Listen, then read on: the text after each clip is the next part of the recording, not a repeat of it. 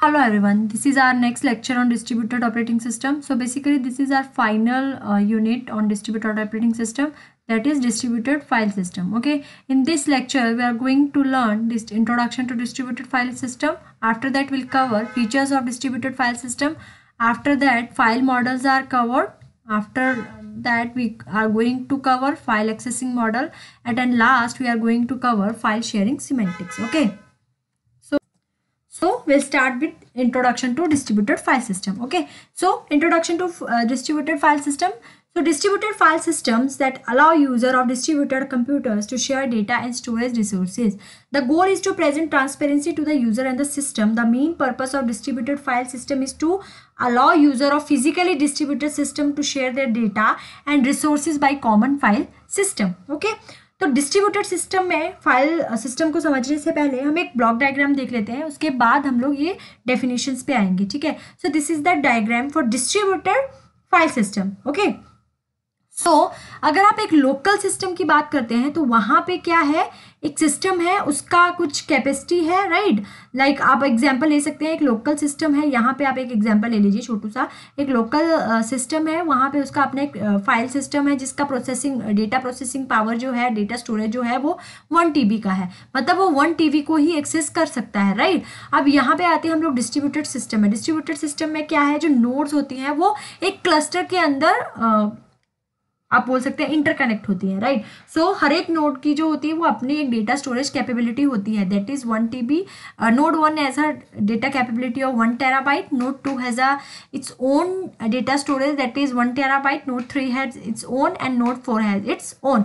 Okay, but हमें क्या दिखेगा, we will just see one coherent system. हमें क्या पता है, जस्ट इसकी जो स्टोरेज पावर है दैट इज 4 TB. तो जो डेटा है वो स्प्लिट हो जाएगा जब यहाँ पे प्रोसेस होगा. तो जितना ज़्यादा जल्दी डेटा स्प्लिट होगा उतनी जल्दी प्रोसेसिंग भी होगा. तो वही यहाँ पे समझाने का ट्राई किया है, that distributed file system allow user of distributed computer to share data and share resources. Okay, distributed file system क्या करता है, अलाउ करता है डिस्ट्रीब्यूटेड कंप्यूटर्स के यूजर को डेटा शेयर करने के लिए और स्टोरेज रिसोर्सेज को शेयर करने के लिए. ठीक है, the goal is to present transparency to the user and the system. जो मेन गोल है डिस्ट्रीब्यूटेड सिस्टम का वो क्या है, ट्रांसपेरेंसी प्रेजेंट करना यूजर और सिस्टम के बीच में. ठीक है, the main purpose of distributed file system is allow user of physically distributed system to share their data and resources by using a common file system. एक कॉमन फाइल सिस्टम के through they can access or share their data. Okay, a collection of workstation and mainframe connected by a local area network is a configuration of distributed file system. Okay, a DFS is executed as a part of operating system. In DFS a namespace is created and this process is transparent for the client. Okay, file system was originally developed for centralized computer and desktop computers. पहले जो था ये file system जो था वो पहले just एक centralize computer और डेस्कटॉप या कंप्यूटर्स के लिए ही यूज होता था. But now distributed file system support the sharing of information from file and hardware resources. So the DFS make it convenient to share information and file among user on the network in controlled and authorize way. So basically पहले जो था distributed file system जो था वो पहले हम लोग centralise system में ही यूज करते थे, जो डेस्कटॉप सिस्टम थे उन्हीं पे हम यूज करते थे. But now it is convenient to use distributed file system on network, okay, in a controlled and authorized way. The server allow the client user to share file and store data just as if they are storing the information locally. तो मैंने आपको example पे भी बताया, cluster में data इस वे में store होगा ताकि जो जैसे लोकल में स्टोर होता था एक सिस्टम पर हम लोग स्टोर करते थे, राइट. तो इसमें भी क्या है, यूजर के लिए वो एक कोहेरेंट सिस्टम ही है, but data is storing in multiple nodes in a cluster. Okay, so the DFS makes it convenient to share information and file among user on a network in controlled way and authorized way. The server allow the client user to share file and store data just as if they are storing the information locally.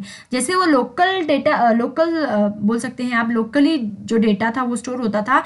Now server allow the client and file storage to store data on network. Okay, however the server have full control over the data. मतलब but condition क्या होगी, जो server है उनका full access control होगा data के ऊपर और they are going to give the access control to the client. तो अगर सर्वर के ऊपर से अगर डेटा को एक्सेस करना है क्लाइंट ने तो उसके लिए उसको परमिशन चाहिए होगा और जो परमिशन का एक्सेस है वो कौन देगा, server. Okay, So you can draw this diagram on your exam, so you can the examiner will understand the concept. Okay, so DFS has two component, उसके दो components होते हैं. First one is location transparency and second one is redundancy.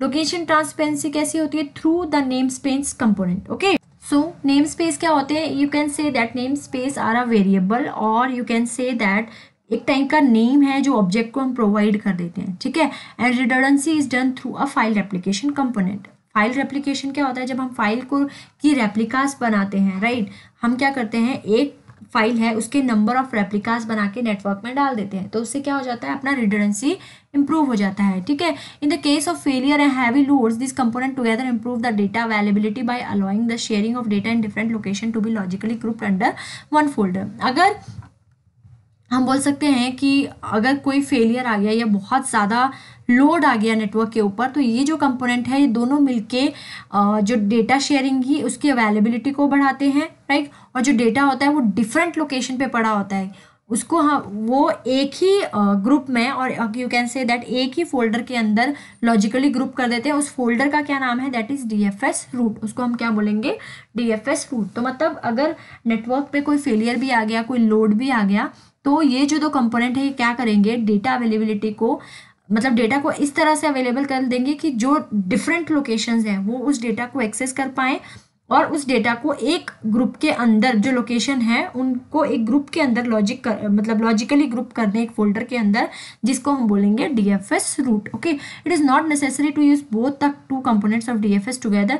ये ज़रूरी नहीं है that you have to use this both component together. It is possible to use the name space component without using the file replication component. Okay, so ये possible है कि अगर आपको ये लोकेशन ट्रांसपेरेंसी यूज नहीं करनी है, ओनली रिडंडेंसी यूज करनी है, then you can use. And if you want to use the location transparency and don't want to use redundancy, then you can use only location transparency. Okay, so component is perfectly possible to use the file replication component without using the namespace component between the servers. Okay, so distributed file system can be advantageous because they make it easier to distribute document to multiple clients, and they provide a centralized storage so that client machine are not using their resource to store file. So distributed file can be advantageous because वो क्या करते हैं, they make it easier to distribute document to multiple client. वो क्या करते हैं, किसी भी डॉक्यूमेंट को मल्टीपल क्लाइंट में डिस्ट्रीब्यूट करना ईजी बना देते हैं, as they provide a centralize storage system so that client machine are not using resources to the store file.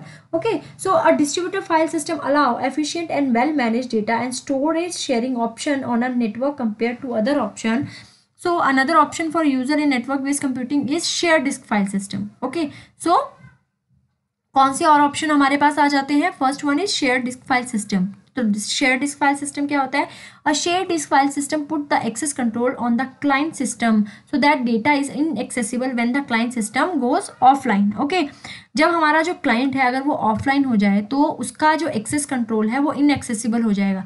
जब तक जो क्लाइंट है वो हमारा ऑनलाइन है, then at that time the data is accessible, client उसको एक्सेस कर सकता है. बट जैसे ही जो क्लाइंट है ही गोज टू ऑफलाइन, तो जो हमारा डेटा होगा वो इनएक्सेसिबल हो जाएगा. DFS is fault tolerant and data is accessible even if some of the network nodes are offline. Okay, a DFS makes it possible to restrict access to the file system depending on access list or capability on both the server and the client depending on how the protocol is designed. Okay, one process involved in implementing the DFS is giving access control and storage management control to the client system in a centralized way managed by the server. एक process जो है is involved in implementing the DFS is giving access control and server management control to the client. Okay, एक ही process है जो अपने DFS की, जो कि एक्सेस भी दे रही है एंड स्टोरेज मैनेजमेंट कंट्रोल भी दे रही है अपने क्लाइंट को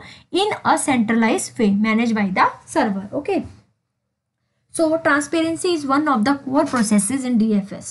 DFS का जो कोर प्रोसेस है that is transparency. So files are access stored and manage on the local client machine while the process itself is actually held on the server. Okay, this transparency bring convenience to the end user on a client machine because the network file system efficiently manage all the processor. क्योंकि network पे जब कोई processes हैं तो network file system उसको efficiently जो है वो मैनेज कर पाएगा.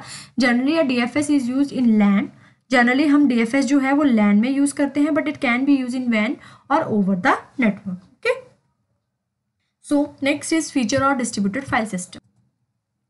The first feature is transparency. And transparency भी बहुत टाइप्स की होती है, so we'll see one by one. First one is structure transparency. There is no need for client to know about the number or location of file server and the storage devices. Multiple file servers should be provided for performance, adaptability and dependability. इस चीज़ की ज़रूरत नहीं है कि client को हमेशा पता हो कि कितनी नंबर ऑफ लोकेशंस पे वो हमारे फाइल सर्वर पड़े हैं, कितनी जो स्टोरेज डिवाइसेस हैं उस पर यूज़ हो रही हैं, राइट. जो मल्टीपल फाइल सर्वर्स होते हैं वो यूज़ क्यों होते हैं? हमारी जो परफॉर्मेंस है उसको इम्प्रूव करने के लिए, अडेप्टिबिलिटी को इम्प्रूव करने के लिए, डिपेंडेबिलिटी को इम्प्रूव करने के लिए, राइट. वो हमें प्रोवाइड कराती है डिपेंडेबिलिटी. सो क्लाइंट को ज़रूरी नहीं है उसको पता हो कि कितने नंबर ऑफ लोकेशन पे हमारे कहाँ हमारे जो फाइल सर्वर्स हैं पड़े हुए हैं, कहाँ जो स्टोरेज डिवाइसेस वो हमारे पड़े हुए हैं, ठीक है. Second point is access transparency. Both local and remote file should be accessible in same manner. The file system should be automatically located on the access file and send it to the client side. दोनों, चाहे वो local है चाहे वो remote file है, वो एक ही manner में यूज होनी चाहिए. लाइक अगर आपको पता ही नहीं चलना चाहिए कि जो आप लोकल फाइल को एक्सेस कर रहे हो या आप रिमोट फाइल को एक्सेस कर रहे हो. This is access transparency. ठीक है, आपको आइडिया ही नहीं आएगा that you are using the local file and you are using the remote file. The file system should be automatically located on the access file and send it to the client side. मतलब जैसे ही client ने किसी file के लिए request किया, then जो server है वो ऑटोमेटिकली वहाँ पे लोकेट होके वो फाइल को एक्सेस कर ले और जो क्लाइंट है उसको भेज दे. Okay, after that, this is naming transparency. There should not be any hint in the name of the file on the location of the file. Once a name is given to the file, it should not be changeable during transferring from one node to another node. Naming transparency का क्या मतलब है? हमें किसी भी file को name देने की जरूरत नहीं है, क्योंकि अगर हमने उस फाइल को नेम दे दिया तो वो जब हम उसको ट्रांसफ़र कर रहे हैं तो उसका नेम चेंज नहीं हो सकता एक नोड से अनदर नोड पे. और ये जो फाइल्स हैं वो एक सिंगल नोड नहीं एक्सेस करती, multiple number of nodes are accessing the same file.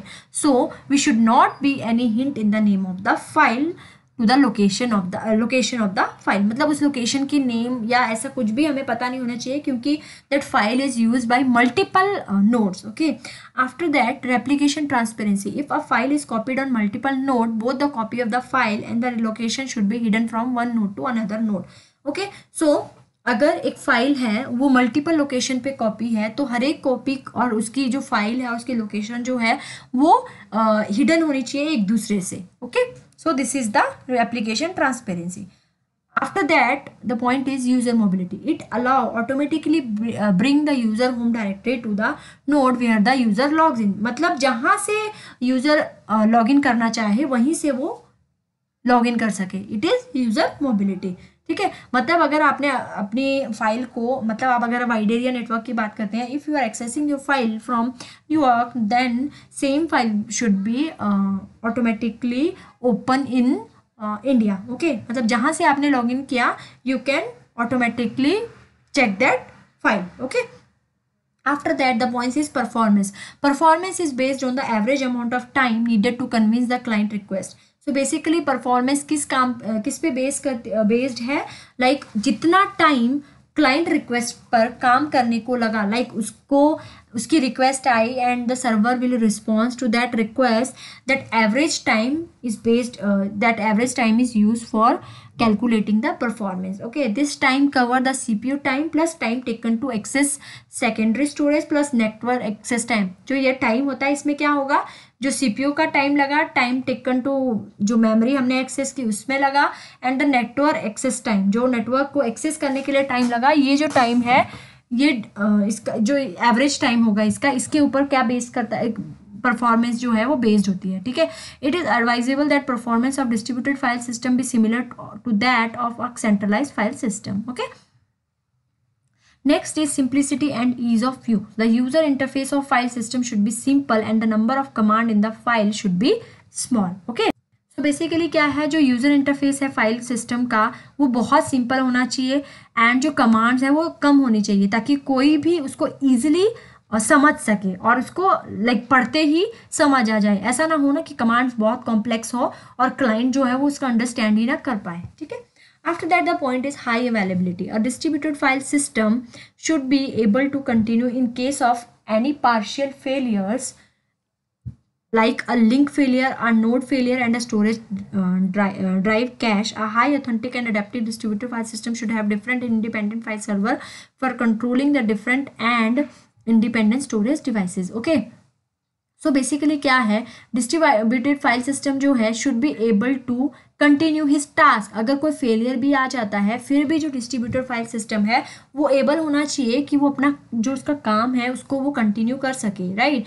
So basically क्या है, वो इतना अडेप्टिव और ऑथेंटिक होना चाहिए फाइल सिस्टम कि अगर कहीं पे कोई फेलियर आ गया, कोई लिंक फेलियर हो गया, कोई नोड फेलियर हो गया, फिर भी इतने नंबर ऑफ फाइल सर्वर्स उनके पास होने चाहिए, इंडिपेंडेंट फाइल सर्वर उसके होने चाहिए कंट्रोल करने के लिए, ताकि जो स्टोरेज डिवाइसेस हैं और जो भी नोड्स हैं, क्लाइंट्स हैं, वो एक्सेस करना चाहती हैं फाइल सर्वर को, they can easily access the file servers. Okay. After that, the point is scalability. Since growing the network by adding new machine or joining two network together is routine, the distributed system will inevitably grow over the time. So basically, distributed system में क्या है? You can add new machines anytime, right? You can join any network anytime, right? So system जो होता है distributed वो बहुत ही easily जो हो जाता है वो ग्रो हो जाता है. As a result a good distributed file system should be build to scale quickly. जैसे जैसे अगर हमारा सिस्टम जो है वो बढ़ रहा है वैसे वैसे जो हमारा फाइल सिस्टम है वो भी उतना ही स्केलेबल होना चाहिए. जैसे कि नोड्स बढ़ रही हैं वैसे ही हमारा जो फाइल सर्वर है वैसे ही स्केलेबल होना चाहिए. ठीक है. After that, the point is high reliability. The likelihood of data loss should be minimized as much as feasible in suitable distributed file system. That is because of the system unreliability, users should not feel forced to make backups copies of their files. Okay, so basically क्या है कि user को हम force नहीं कर सकते कि आप अपनी जो फाइल बैकअप्स हैं वो बना के रखें. अगर उन्होंने किसी फाइल सर्वर पर अपने डेटा को रखा है देन उनको ज़रूरत नहीं है ना कोई भी बैकअप बनाने की. तो इतनी हाई रिलायबिलिटी होनी चाहिए कि यूज़र को हम फोर्स ना कर सके कि वो अपने डेटा और अपनी फाइल की कॉपीज बना के रखें. Rather a file system should create backup copies of की फाइल्स. इससे क्या होना चाहिए, जो फाइल सर्वर्स है खुद ही जो फाइल्स का बैकअप है वो क्रिएट करके रखे, ताकि जब भी कोई ओरिजिनल डेटा जो है वो लॉस्ट हो जाए तो जो यूज़र हैं वो उसके बैकअप्स को यूज़ कर सके. ठीक है. Next point is data integrity. Multiple users frequently share a file system. The integrity of data saved in shared file must be guaranteed by the file system. That is, concurrent access requests from many users who are competing for access to the same file system may be correctly synchronized using a concurrency control method. Atomic transaction or high level concurrency management mechanism for data integrity that is frequently offered to user via file system. Okay, so multiple user frequently share a file system. वो हमें पता ही है कि जब हम wide area network की बात करते हैं देन मल्टीपल यूजर जो होते हैं वो फाइल सिस्टम को एक्सेस करते हैं. ठीक है. So the integrity of data saved in a shared file must be guaranteed by the file system. This is because concurrent process अगर access request आ रही है बहुत सारे यूजर से सेम फाइल के लिए तो जो हमारी फाइल है वो सिंक्रोनाइज वे में काम करे. लाइक अगर मल्टीपल रिक्वेस्ट आ रही है तो they can easily use that file. Okay. After that heterogeneity. Heterogeneity का क्या मतलब है, distributed file system should be secure so that the user may trust there data will be keep private. To safeguard the information contained in file system from unwanted, unauthorized access, security mechanism must be implemented. Okay, this is not heterogeneity, this is a security purpose. ठीक है. तो आप ये security में लिख सकते हैं, heterogeneity का point नहीं है ये. ठीक है. After that, we'll study file models. File models क्या होंगे? टू टाइप के models होते हैं file models. First one is structured and unstructured model. Second one is mutable and immutable files. Okay, so the first one is structured, unstructured and structured file. In unstructured files rarely use now. आजकल ये use नहीं होती हैं. जो structured file होती हैं वो बहुत ही कम यूज़ होती हैं. A file appears to the file server as an ordered sequence of record. मतलब एक order बना देते हैं. Structured में क्या हो जाएगा, आप एक order बना देंगे ना, that this file come first, this file came first, right? So record of different file of the same file system can be in different size. तो क्या होता है, हर एक फाइल जो होती है वो डिफरेंट साइज की होती है, राइट. तो ये जो फाइल है इसको सेव करना बहुत मुश्किल हो जाता है क्योंकि हर एक फाइल जो होगी वो डिफरेंट साइज की होगी एंड द फाइल को हम एक ऑर्डर में सीक्वेंस के रिकॉर्ड में हम लोग उसको सेव करेंगे. सो ये वाला जो आप बोल सकते हैं बहुत ही कम यूज होता है अभी. बट इन अनस्ट्रक्चर्ड मॉडल आप file is unstructured sequence of bite. उसमें क्या होते हैं, कोई सीक्वेंस नहीं होता बाइट्स को। The interpretation of the meaning and structure of the data stored in file is up to the application.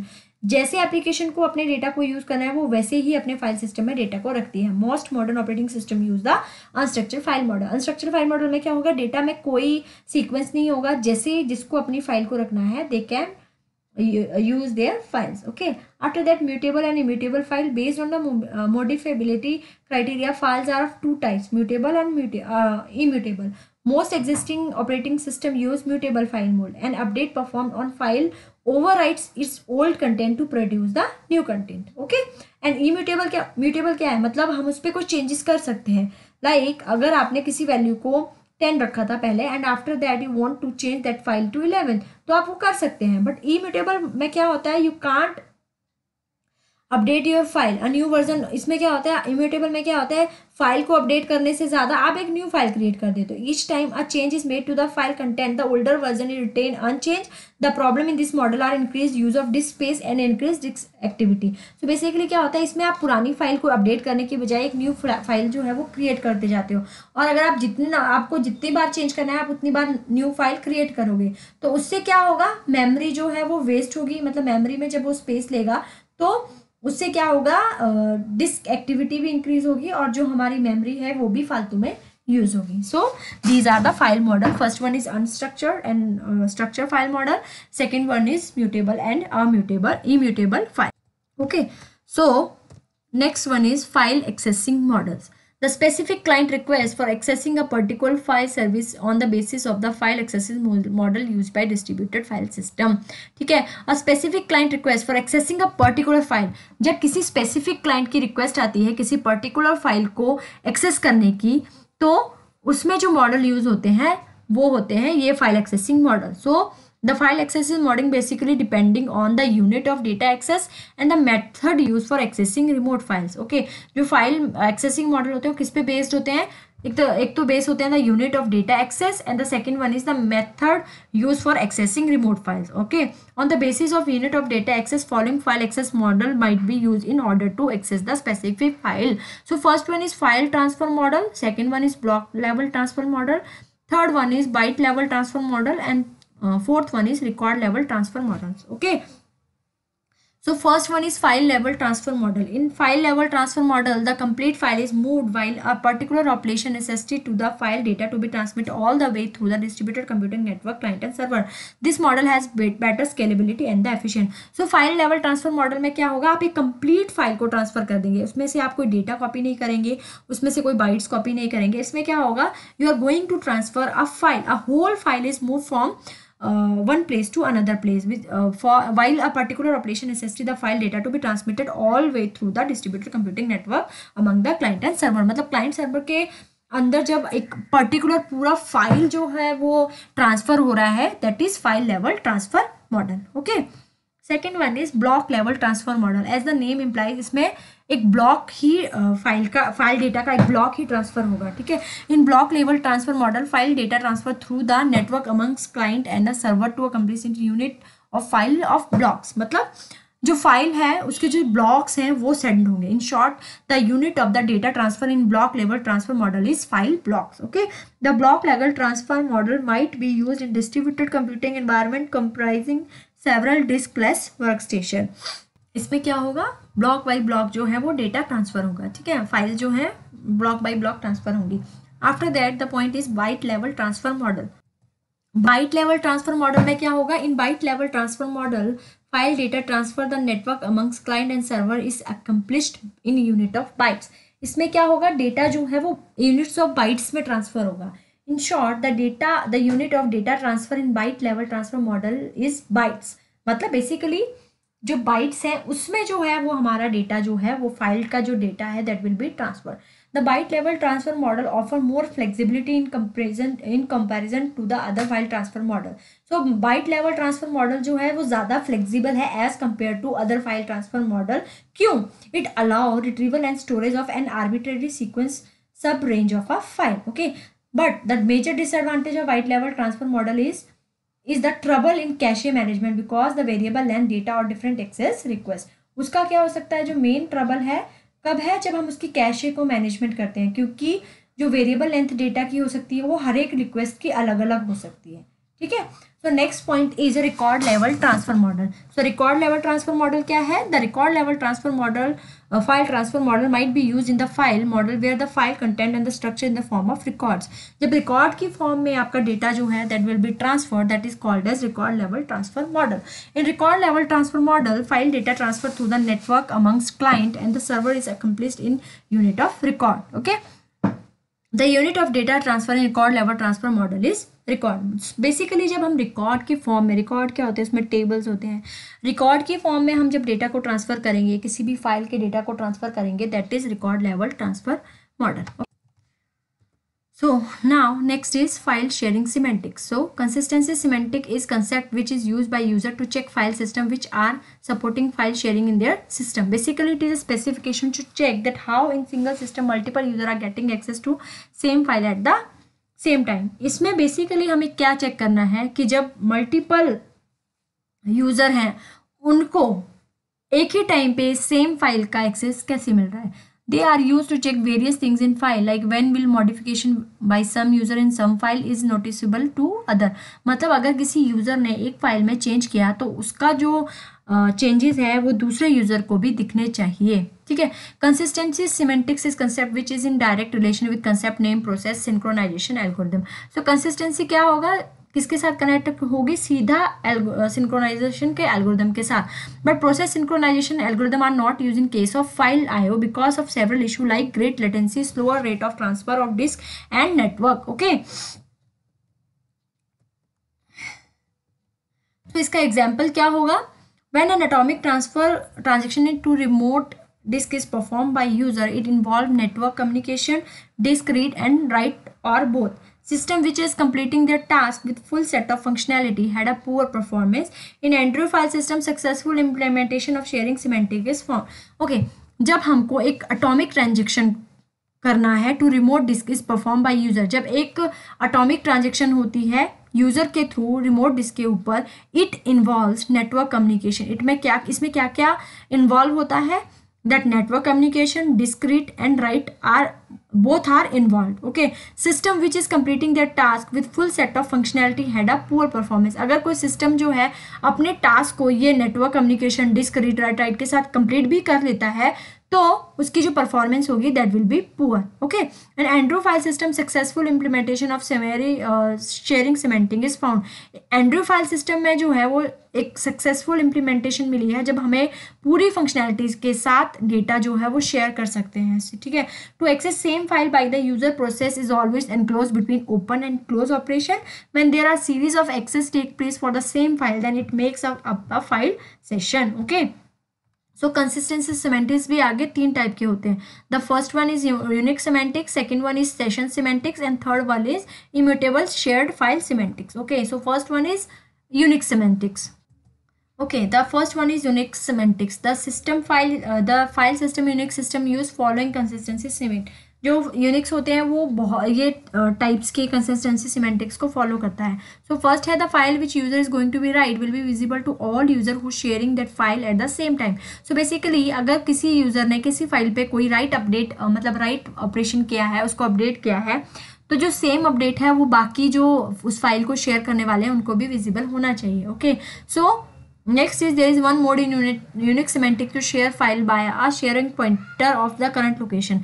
इसमें एक और मोड होता है यूनिक सिमेंटिक्स में, अगर आपको किसी फाइल को शेयर करना है तो आप उसकी लोकेशन को पॉइंट कर दीजिए, उसके लोकेशन के पॉइंटर को शेयर कर दीजिए। बट हो सकता है कि अगर आपने किसी फाइल की लोकेशन को पॉइंटर को शेयर किया तो हो सकता है कि और जो सिस्टम्स हैं वो उस चीज़ से अफेक्ट हो जाएं, ठीक है। In this, a file which is shared is associated with single physical image that is accessed as an exclusive resource. इस टाइप की फाइल में जो शेयर्ड प्रोसेसेस होते हैं वो एक सिंगल फिजिकल इमेज होती है जिसको एक्सक्लूसिव जो रिसोर्सेज होते हैं वो शेयर करते हैं। This single image cause delay in user processes. ये सिंगल इमेज भी डिलेज कर सकती है यूजर प्रोसेसेस के अंदर। Okay, after that the point is session semantics. The file system in Andrew uses following consistency cement. Okay, session semantics में भी following consistency semantics use होते हैं। that is the file system in Android users following consistency. The file which user is going to be write will not be visible to all user who are sharing that file at that time. इसमें क्या होगा, उल्टा होगा. Unix में क्या होता था, all the user who are sharing that file are able to see the changes, right? But in this session semantic, all user will not able to see the updates. Okay, after closing the file, changes done at that file by user are only visible only to session starting. Okay, जब भी कोई भी change होगा तो उस session के अंदर ही, जब जिस सेशन में वो कोई जो नोड है उसको एक्सेस करी, उसी टाइम के अंदर वो जो चेंजेस हैं उसको विजिबल होंगे. If changes file is already open by other users then changes will not visible to other user. और सेम टाइम पे अगर फाइल किसी और ने भी ओपन की है तो उसको वो चेंजेस नहीं दिखेंगे. ठीक है. इन this file a file which is shared is associated with several images. उसमें क्या था, एक सिंगल इमेज होती थी.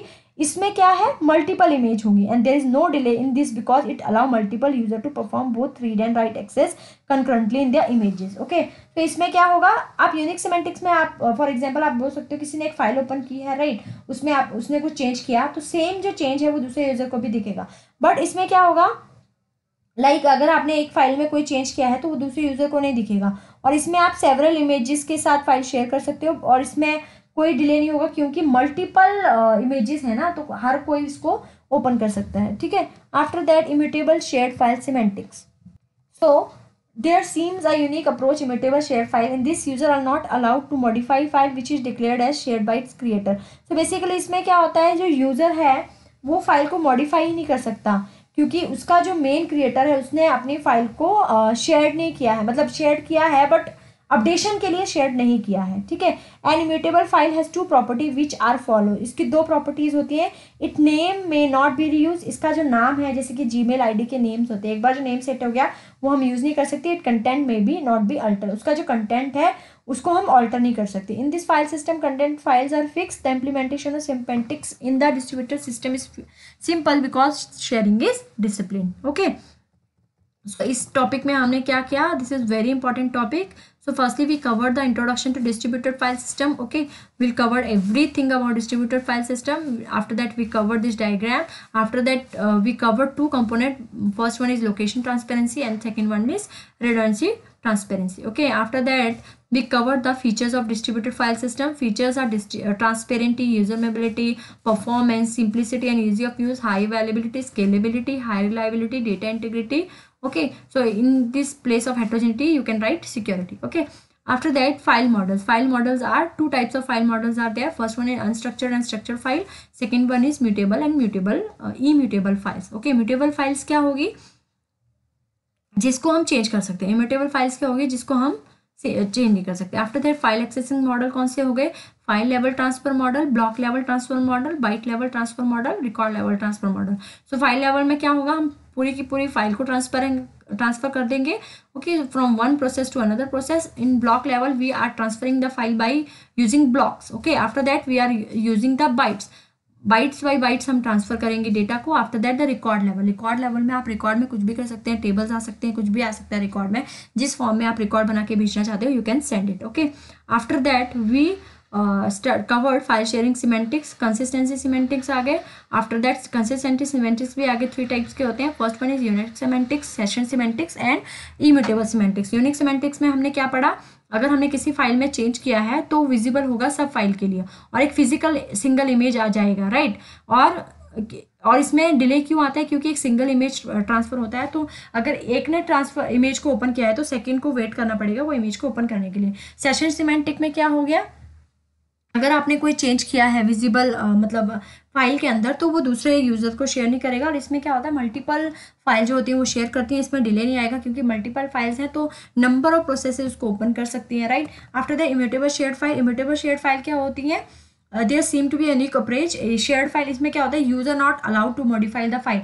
वो मॉडिफाई ही नहीं कर सकता which is declared as the shared file, क्योंकि उसको क्रिएटर ने एक आप बोल सकते हैं एक पेटेंट दे दिया है कि can't the other person cannot be modify the file. इसके दो प्रॉपर्टीज होंगी, it name may not B use, इसका जो नाम है उसको हम यूज नहीं कर सकते और इसका जो कंटेंट है उसको हम ऑल्टर नहीं कर सकते। Okay, so that's it for the today's video. If you have any question, any query regarding this video और this topic, you can ask me in comment section. Till then, bye, take care.